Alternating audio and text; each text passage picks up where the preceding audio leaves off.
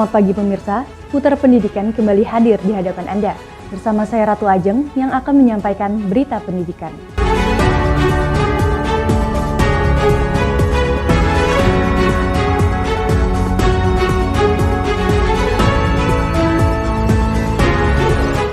Berita pertama, isu perbedaan sistem penilaian dalam kedua gelombang UTBK marak di kalangan pendaftar. Ketua LTMPT akhirnya buka suara. Pendaftar ujian tulis berbasis komputer dilaksanakan pada tanggal 12 hingga 18 April dan gelombang 2 pada tanggal 26 April hingga 2 Mei mendatang. Ketua Pelaksanaan Lembaga Tes Masuk Perguruan Tinggi LTMPT, Budi Prasetyo Widyobroto, telah menyatakan sistem IRT sama baiknya untuk gelombang 1 maupun gelombang 2 UTBK SBMPTN 2021 dan menghimbau para peserta untuk berfokus pada usaha belajar untuk mendapatkan nilai maksimum. Jadi saran saya untuk semuanya, yang penting siap untuk tes TPS maupun TKA untuk mendapatkan nilai maksimum. Kalau nilainya semua bagus, insya Allah kemana-mana nggak masalah diterima, ya kan? Nggak usah mikir, saya di gelombang 1 nanti perhitungan IRT-nya akan lebih rendah dan sebagainya. Itu bohong semua. Sekali lagi, kami itu melakukan penskoran itu baik gelombang 1, gelombang 2 itu secara bersamaan. Jadi menentukan satu kesatuan. Dari Jogja, Ervinda Zahra melaporkan untuk seputar pendidikan. Pada berita selanjutnya, Universitas Bina Nusantara adakan BINUS Education Virtual Expo 2021 secara daring. Acara ini digelar dalam rangka membantu calon mahasiswa dalam kepemilihan jurusan. Berikut liputannya. BINUS Education Virtual Expo diadakan pada tanggal 24 sampai dengan 27 Maret 2021. BINUS Education Virtual Expo menghadirkan lebih dari 100 tenan yang terdiri dari unit-unit BINUS Hanger Education. Selain itu, BINUS Education Virtual Expo juga diikuti oleh tenan-tenan dari lembaga pemerintah, rekanan industri, rekanan pendidikan, dan berbagai program kursus milik BINUS. Selain menghadirkan pameran pendidikan virtual, BINUS Education Virtual Expo 2021 juga diisi berbagai kegiatan informatif dan juga menghibur. Mulai dari talk show, konsultasi pendidikan, hingga performance dari berbagai unit kegiatan mahasiswa BINUS University. Acara talk show akan menghadirkan narasumber inspiratif, serta mengusung tema yang kekinian dan relevan dengan isu-isu generasi muda saat ini. Menariknya, BINUS Education Virtual Expo 2021 diselenggarakan secara daring, namun pengunjung tetap dapat menikmati semua program secara gratis, mudah dan aman pada smartphone masing-masing. Hai adik-adik, jangan lupa ya buat ikutan BINUS Educational Virtual Expo dari tanggal 24 sampai 27 Maret 2021. Kamu bisa langsung berkonsultasi tentang jurusan yang kamu mau apply dan juga kamu berkesempatan dapat banyak hadiah dari Games. So, check it out.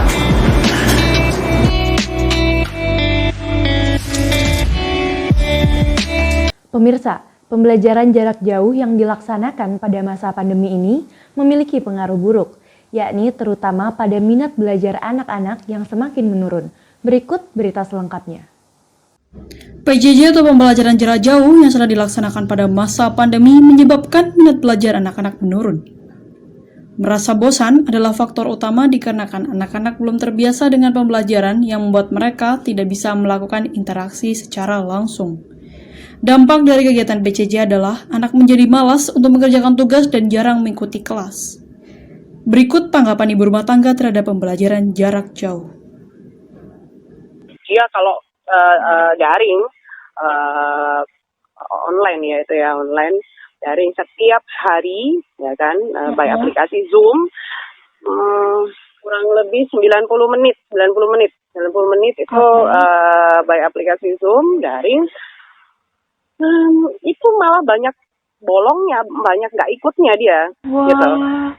Banyak bolongnya karena mungkin lebih ke virtual ya, jadi banyak yang nggak ikut karena mungkin main sendiri, asik sendiri, apalagi usia 5 tahun, ya kan, TK kecil, TK 0 kecil, jadi lebih ke kalau misalkan memang situasi pembelajarannya asik mungkin ya nggak masalah. Tapi kalau bosen ya kan terus Benar banget. Zoom, baik aplikasi Zoom pula ya kan akhirnya Iya. daring is nothing, akhirnya dia main sendiri ya kan, asik sendiri. Dari Sidoarjo, Tarisa Aisyah melaporkan untuk seputar pendidikan. Berita berikut datang dari Kota Majalengka. Rendahnya APK Perguruan Tinggi Majalengka, Bupati Majalengka Karna Sobahi berikan fasilitas untuk tingkatkan pendidikan. Berikut liputannya. Angka pendidikan kasar perguruan tinggi di Majalengka relatif rendah. Bupati Majalengka Karna Sobahi berikan fasilitas untuk tingkatkan pendidikan. Bupati Majalengka Karna Sobahi menyebut angka partisipasi kasar atau APK perguruan tinggi di daerah yang dipimpinnya masih rendah, yakni di angka 13,9%. Pemerintah Kabupaten Majalengka memberikan dana hibah, lahan, infrastruktur, dan yang lainnya demi meningkatkan tingkat pendidikan warga. Salah satu yang dilakukan yakni menyiapkan lahan sangat strategis di jalur utama provinsi untuk Politeknik Manufaktur atau Polman. Dari Jogja, Yahya Indana melaporkan untuk seputar pendidikan. Pemirsa, YouTuber Edozel mendirikan sekolah e-sport, yaitu eSport Academy ID. Sekolah ini diadakan secara daring dan tanpa pungutan biaya. Berikut berita selengkapnya. YouTuber Edozel telah membuat sekolah e-sport yaitu eSport Academy ID. Secara umum, eSport Academy ID didirikan untuk memberikan edukasi mengenai dunia e-sport agar dapat dijangkau oleh banyak orang. Kelas Akademi e-sport sendiri juga akan dilaksanakan secara daring, mengingat saat ini masih terjadi wabah virus COVID-19. Di akademi ini juga diajarkan dunia e-sport, tak hanya melulu soal game, tapi juga attitude. Kelas akan dibuka untuk umum secara gratis pada setiap hari Selasa, Rabu, Kamis, dan Jumat pukul 19.00 waktu Indonesia bagian Barat. Game yang diajarkan dalam kelas tersebut adalah PUBG, Mobile Legends, Wild Rift, dan Valorant, di mana setiap game memiliki satu coach. Berikut merupakan tanggapan seorang remaja tentang sekolah e-sport. Sisi ekonominya, kalau misalkan kita jadi profesional player, jadi ntar kita bisa ikut turnamen-turnamen yang nantinya kita bakal, kalau kita bisa menang, kita bisa dibayar oleh sponsor-sponsor. Terus juga kadang kalau misalkan kita fokus di dunia e-sportnya, kita bisa bikin stream kayak live streaming, terus kayak jadi komentator di salah satu acara game atau turnamen game-game gitu, terus kita dibayar.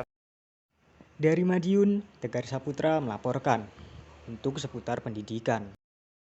Berita terakhir terkait sekolah alam. Sekolah alam tentunya berbeda dengan sekolah formal, mulai dari kurikulum hingga metode pembelajarannya.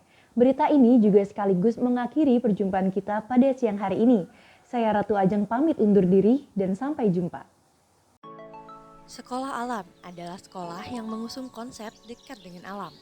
Para murid diajarkan berbagai kegiatan di luar ruangan seperti bercocok tanam, memberi makan ternak, outbound, dan sebagainya.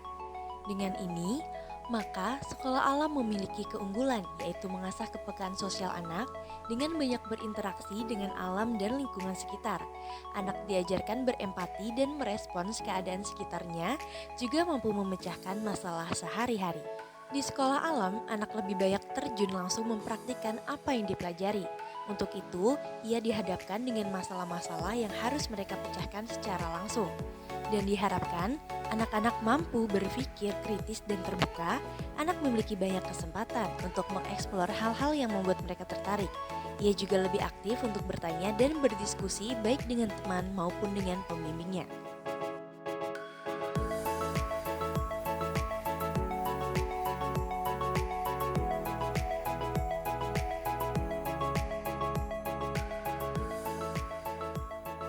Dari Jogja, Ratu Ajeng melaporkan untuk seputar pendidikan.